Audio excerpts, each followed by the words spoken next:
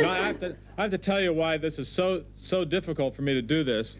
Don't worry about. Don't have to move the camera. I just want to. Meanwhile, this is what I'm looking at.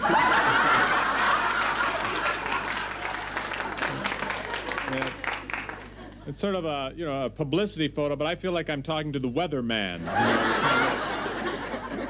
I hate to tell you this, but you are. But actually, what I'm doing... It's quite a good picture. It's a very good picture, and I'd like to keep this. Sign it for me? Do I look tired? No, because it's an experiment. It has to do with jet lag. I know I'm like 16 hours difference. And I feel fine now, but I wondered if I look, 16 hours of jet lag there. Yes, you do. The interesting thing that I think people say about you in Australia is that you don't look normally as though you're a funny man. I mean, you, as I say, without the nose and all sorts of things, you look a bit like, Robert Redford's brother or someone who's a little more serious. Well, thank you, Ray. If we can quickly fill in your background for an Australian audience again, I mean, we don't get the Carlson Show regularly, but you seem to have the right credentials, having been born in not Waco, but Waco, Texas, and having been brought up alongside Disneyland. That's all you needed, wasn't it? Mm-hmm. I started there as a guidebook salesman when I was 10. It's not very interesting, but it's the truth. Not very funny either.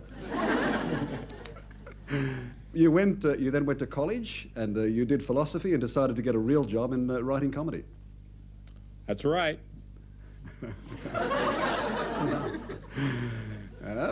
Which comedy stars did you write for, Steve? Oh, I don't know. It's very easy to make wisecracks when you're 6,000 miles away from the audience. But they can't come after you. Want a bet? I feel somewhat lucky that I'm 6,000 miles away from him. I think it'd be much worse if I was sitting in the same studio. What's interesting with these close-ups, you only have 2 cameras here. I have no pants on. I mean, everything we read now, certainly since Flying High, and then this movie, they talk about the practical jokes, the pranksters, the humour. Didn't someone actually know that you had a sense of humour? Well, behind the camera, I did, quite a bit of, comedy behind the camera, but I never got a chance. But I have been known for practical jokes, but not too many.